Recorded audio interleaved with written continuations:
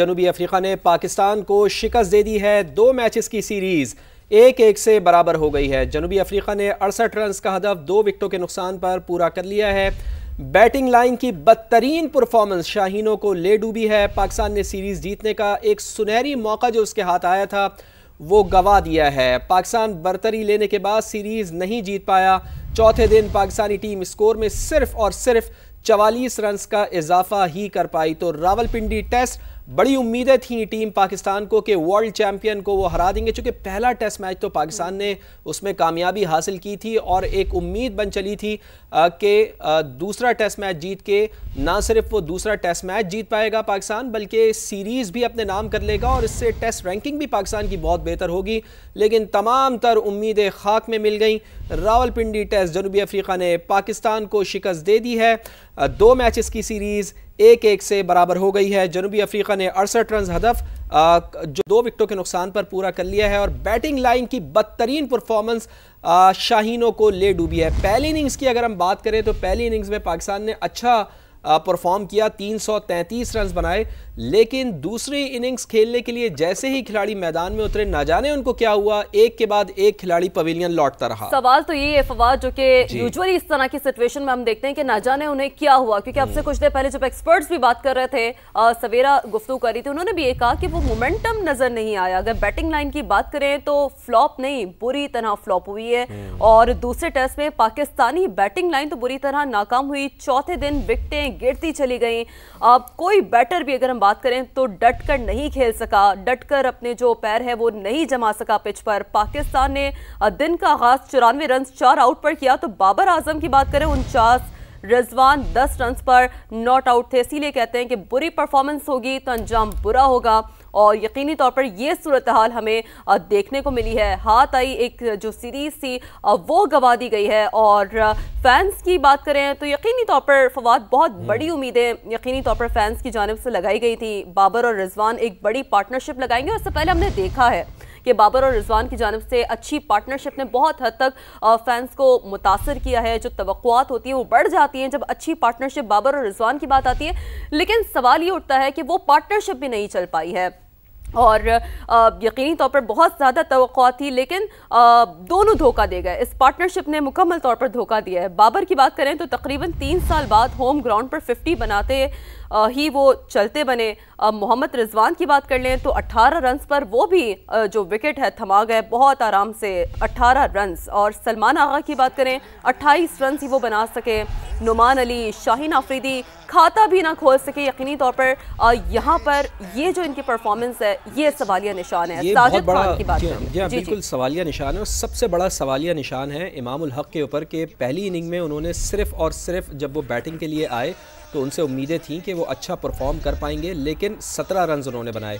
और दूसरी इनिंग में एक अच्छा उनको मौका मिला था कि इमाम उल हक अगर स्टे करते, एक अच्छा स्टार्ट दे देते पाकिस्तान को तो बेहतर हो सकता था, लेकिन उन्होंने सिर्फ 9 रन बनाए और वो चलते बने। इसी तरह अब्दुल्ला शफीक भी सिर्फ 6 रन बनाकर आउट हुए। पहली इनिंग की अगर हम बात करें अब्दुल्ला शफीक की तो उन्होंने अच्छा स्टार्ट दिया था, 57 रन उन्होंने बनाए। और टेस्ट क्रिकेट में तो शीन है ये कि जितना आप विकेट पर स्टे करेंगे, जितनी आप जिम्मेदारी लेंगे, उतना आप टीम के लिए बेहतर कर सकेंगे। लेकिन जब टीम को सबसे ज़्यादा ज़रूरत थी विकेट पर स्टे करने की तो ना इमाम उल हक अच्छा स्टैंड दे पाए, ओपनिंग स्टैंड, ना अब्दुल्ला शफीक कोई बेहतर कर पाए। और उसके बाद कप्तान शान मसूद की हम बात करें कि शान मसूद ने पहली इनिंग में हमने ये देखा कि शानदार बैटिंग की, 176 बॉलें उन्होंने खेली, 87 रन उन्होंने बनाए, 222 मिनट वो विकेट पर मौजूद रहे, 2 चौके लगाए, 3 छक्के भी लगाए, 49 के स्ट्राइक रेट से उन्होंने बैटिंग की। लेकिन दूसरी इनिंग में आके पता नहीं उनको क्या हुआ कि शायद कोई जल्दी थी उन्हें, इसी वजह से वो पवेलियन जल्दी लौट गए और कोई खाता ही नहीं खोल सके। वो LBW हो गया हार्मर की बॉल पर, चूँकि 6 विकेटें हार्मर जो है इस इनिंग में लेने में कामयाब हुए हैं। बाबर आजम जिनसे बहुत तवक्कुआत थी, उन्होंने कुछ बेहतर करने की कोशिश की, 50 रन उन्होंने बनाए, 87 बॉलों का उन्होंने सामना किया, 113 मिनट उन्होंने बैटिंग की, 7 चौके उन्होंने लगाए। लेकिन बाबर आजम को जिम्मेदारी लेनी चाहिए थी, बाबर आजम को विकेट पर स्टे करना चाहिए था, चूँकि सीनियर तरीन खिलाड़ी हैं इस वक्त वो। और इसी वक्त देखा जाता है कि जब आपको सबसे ज़्यादा ज़रूरत हो टीम को बैट्समैन की, उनकी बैटिंग की, उनकी इनिंग की, लेकिन बाबर आजम भी बदकिस्मती के साथ टीम का साथ नहीं दे सके, 50 रन बनाकर वो आउट हो गए। सऊद शकील भी बहुत जल्दी में थे, 11 रन बनाकर वो भी पवेलियन लौट गए। सवेरा पाशा से बात कर लेते हैं, एंकर पर्सन है। सवेरा, अब से कुछ देर पहले भी जब आप बात कर रही थी कि वो मोमेंटम नजर नहीं आ रहा, यकीनी तौर पर जो टेस्ट क्रिकेट होती है विकेट पर ठहरना मांगती है, पिच पर ठहरना मांगती है, यकीनी तौर पर गलती की उसमें गुंजाइश नहीं होती है। सवेरा, क्या हो गया इन बैटर्स को?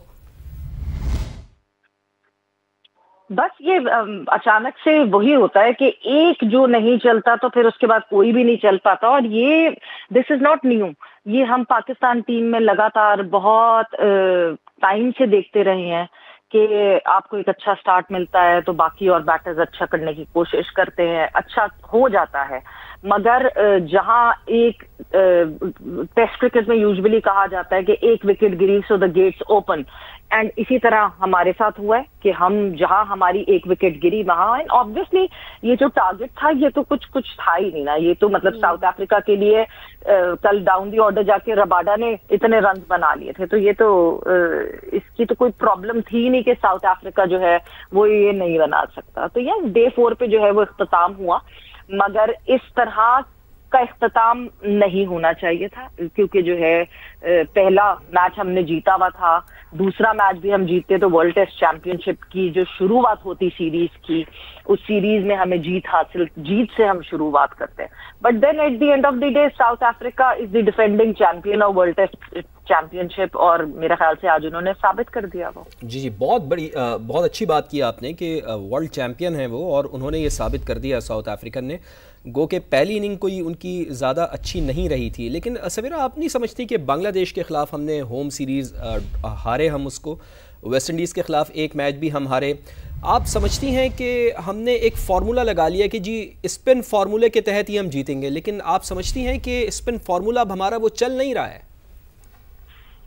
देखिए, स्पिन फार्मूले की जहां तक बात करें, हर मुल्क जो है ये जब मैचेस होते हैं वर्ल्ड टेस्ट चैंपियनशिप के तो होम एंड अवे की बेसिस पे होते हैं, और हर मुल्क जो है वो अपने होम एडवांटेज उठाने की कोशिश करता है।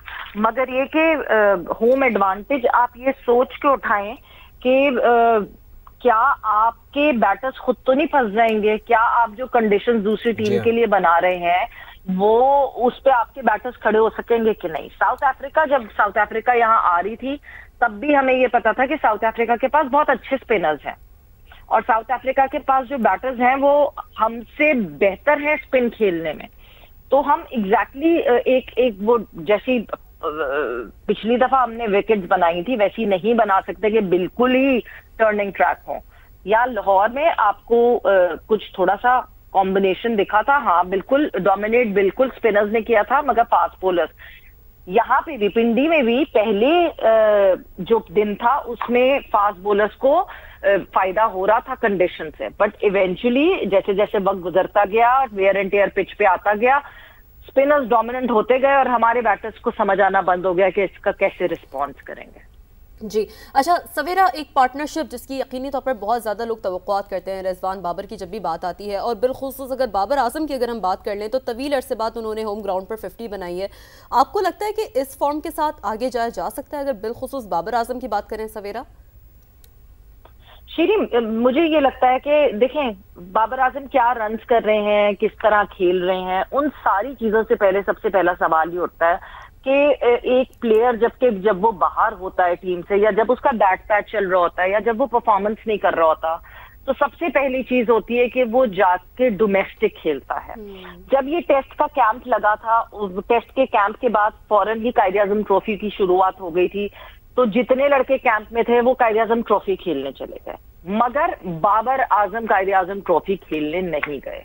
बाबर जो है किसी लोकल टूर्नामेंट में खेलते रहे, बाबर नेट्स में प्रैक्टिस करते रहे, और मतलब अगर बाबर आजम कायदे आजम ट्रॉफी खेलना चाहते तो कोई भी टीम उनको हाथों हाथ अपने पास बुला लेती कि हाँ जी आप हमारी टीम से खेल लें, या व्हाट्सएवर जहां से भी उन्होंने जिस रीजन से वो खेलना चाहते थे वो खेल सकते थे।